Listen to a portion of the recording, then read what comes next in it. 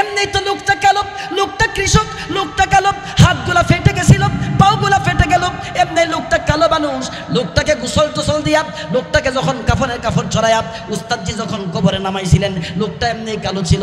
আল্লাহু আকবার। এখন 3 দিন পরে বাপজান এই লোকটা কোন জায়গা থেকে বাপজান আলো বের হয়? উস্তাদজির মনে মনে একটা বাপজানে একটা প্রশ্ন চলে আসলো।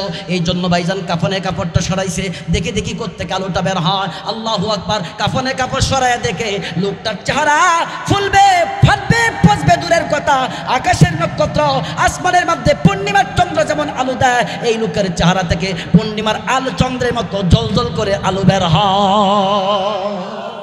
আল্লাহু আকবার। লোক তো একজন মারা গেছে, এলাকাবাসী কেউ পারে না, কেউ পারে না। মূর্খের মধ্যে একটা পণ্ডিত ছিল, কয়েকটা কাজ করি, কই কোনটা, লাশটাকে নিয়ে রাস্তার পাশে দাঁড়িয়ে থাকি, যদি এদিক দিয়ে কোনো টুপিওয়ালা দাড়িওয়ালা যায় তাহলে তার মাধ্যমে এই কাজগুলো করাবো। নিয়ে দাঁড়ায় আছে, কতক্ষণ পরে একজন লোক সাইকেল দিয়ে ভাইজান সামনের দিকে যাইতেছে, ডাকতেছে, হুজুর হুজুর একটু থামেন। কি করতে হইব? লোকটা তো মারা গেছে, কেমনে কি করতে হয় বুঝি না তো, মেহরবানি করে একটু কবরস্থ করার জন্য আপনি কি কি করার দরকার? হুজুর ঘড়ির দিকে তাকায় দেখে 7:30 বাজে, ডাক দিয়ে কয় 8:30 বাজে আমার ডিউটি আছে, আমি কিভাবে কাজগুলো করব, সম্ভব হবে না। কয় হুজুর আমাদের উপর যেমন লোকটাকে কবরস্থ করা ফরজ, আপনার উপরে তো ফরজ। হুজুর তো বিপদে পড়ছে, লোকটাকে গোসল দিছে, কাফন চড়াইছে, জানাজা পড়ছে, কয় তোমরা কবরে নিয়ে নাও, তোমরা কবরে নিয়ে নামো। এলাকাবাসী কয় হুজুর বুঝি না তো, হুজুর তো ভালো বিপদে পড়ছে। আল্লাহু আকবার। লাশটাকে ভাবতেন কবরে নিয়ে রাইখা মাটি সালি দিয়া এবার হুজুর অফিসে যাইতেছে। আল্লাহু আকবার। যখন অফিসের দরজায় গেছে, ভাইজান দরজায় একজন লোক দাঁড়ায় আছে, দারোয়ান গেটম্যান। হুজুর কাঠটা বের করেন। পকেটের মধ্যে হাত দিছে তো কাঠ নাই। চাকরি থাকবে না যাবে? ইমানদার জুড়ে বলতে হবে, থাকবে না যাবে? সবাই বলেন চাকরি থাকবে না যাবে?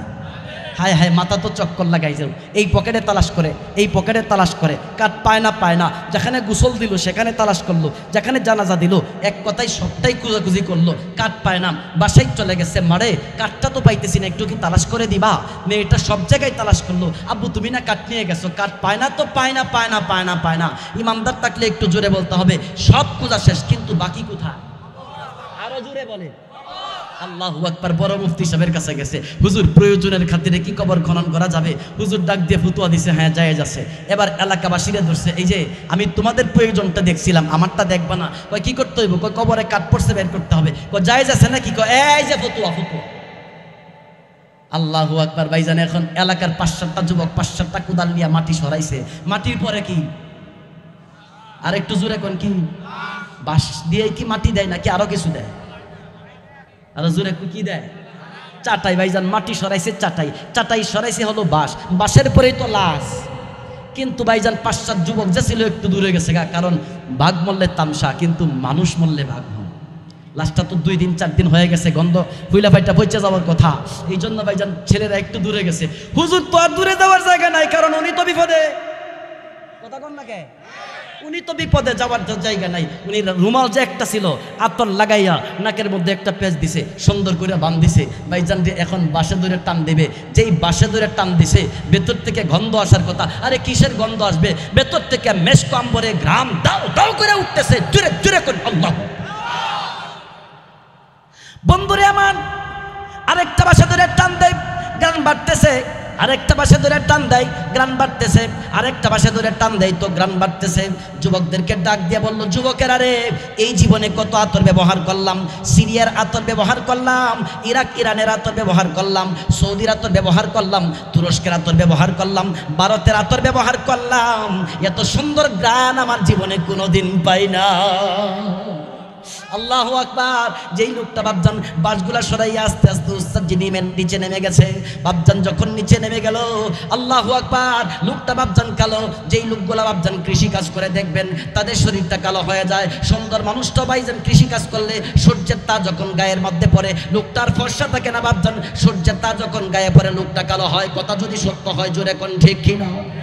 এমনি তো লোকটা কালো, লোকটা কৃষক, লোকটা কালো, হাতগুলা ফেটে গেছিল, পাগুলা ফেটে গেল, এমনি লোকটা কালো মানুষ। লোকটাকে গোসল টোসল দিয়া, লোকটাকে যখন কাফনের কাপড় ছড়াইয়া উস্তাদজি যখন কবরে নামাইছিলেন, লোকটা এমনি কালো ছিল। আল্লাহু আকবার। এখন 3 দিন পরে বাপজান এই লোকটা কোন জায়গা থেকে বাপজান আলো বের হয়? উস্তাদজির মনে মনে একটা বাপজানে একটা প্রশ্ন চলে আসলো। এই জন্য ভাইজান কাফনের কাপড়টা সরাইছে, দেখে দেখি কোত্থেকে আলোটা বের হয়। আল্লাহু আকবার। কাফনের কাপড় সরাইয়া দেখে লোকটার চেহারা ফুলবে, ফাটবে, পচবে দূরের কথা, আকাশের নক্ষত্র, আসমানের মধ্যে পূর্ণিমার চন্দ্র যেমন আলো দেয়, এই লোকের চেহারা থেকে পূর্ণিমার আলো চন্দ্রের মতো জলজল করে আলো বের হয়। আশ্চর্য ব্যাপার। এই যুবকরা একটু কাছে আয়, বলতো দেখি এই লোকটার বাসা কোনটা? যুবকটা ডাক দিয়ে কয়, হুজুর এই যে বাসাটা। বলো তো লোকটা কি আমল করছে? হুজুর আমল বুঝি না তো। আরে যেই লোকটা তারা গোসল কাফন বুঝে না, এরা আবার আমল কি বুঝে? হুজুর আমল তো বুঝি না। জিজ্ঞেস করতেছেন লোকটার বাসা কোনটা? হুজুর এই যে বাড়িটা দেখা যায়। উস্তাদ যে বাড়িতে চলে গেছেন, দরজায় দাঁড়ায় জিজ্ঞেস করতেছেন, বাসায় কি আছেন গো? ভেতর থেকে একটা মেয়ে কণ্ঠ বের হয়। উস্তাদজি ডাক দেয়, কয় একটু পর্দা করো, দুইটা কথা বলার জন্য আসছি। মেয়েটা পর্দা করছে। উস্তাদজি ভিতরে ঢুকে গেছে। যে 3 দিন আগে লোকটা মারা গেছে, তোমার কি হয়? মেয়েটা ডাক দেয়, কয় হুজুর আমার বাবা হয়। আমারে একটু কথা বলবা? তোমার আব্বু কি আমল করছে? মেয়েটা কয়, হুজুর আমল তো বুঝি না। বিপদের মধ্যে ফালাইছো। নাজা বলাও কাদ্দাও, সারাদিন কি করছে? ফজরের নামাজ পড়ে কি করছে? কয় ফজরের নামাজ পড়ে আব্বারে দেখছি কয়টা পান্তা খাইছে। পান্তা চিনেন তো? কথা কন না, গাজীপুরে মানুষ তো পান্তা চিনার কথা না। পান্তা চিনেন তো? একটু গ্রামে যাইতে হবে। পান্তা চিনেন তো? পান্তা খাইছে আব্বুরে দেখছি। আচ্ছা, তারপরে পান্তা খাইয়া লাঙ্গল জল কাদের মধ্যে গরু নিয়ে গেছে হালচাষ করতে। আসছে তো 10টা বাজে। তারপরে আইসা গরম ভাত কয়টা খাইছে, আবার গেছে মাঠে। আসছে 1টা বাজে, গোসল করছে, জোহরের নামাজ পড়ে, আবার কয়টা খাইয়া আবার গেছে মাঠে। আসছে আসরের টাইমে, আসরের নামাজ পড়ছে, বাজারে গেছে। আসছে মাগরিবের নামাজ পড়া কয়টা খাইয়া ঈশা পড়ে ঘুমাইছে। হুজুর এই তো জানি। না আর কি করছে হেটা কও? হুজুর আর কিচ্ছুই করে নাই। না আর কি করছে হেটা কও? হুজুর আর কিচ্ছু করে নাই। মেয়ে কই কিচ্ছু করে নাই। হুজুর তো মানে না, মানবো কিভাবে? কবর আর বক্তব্য তো মিলে না।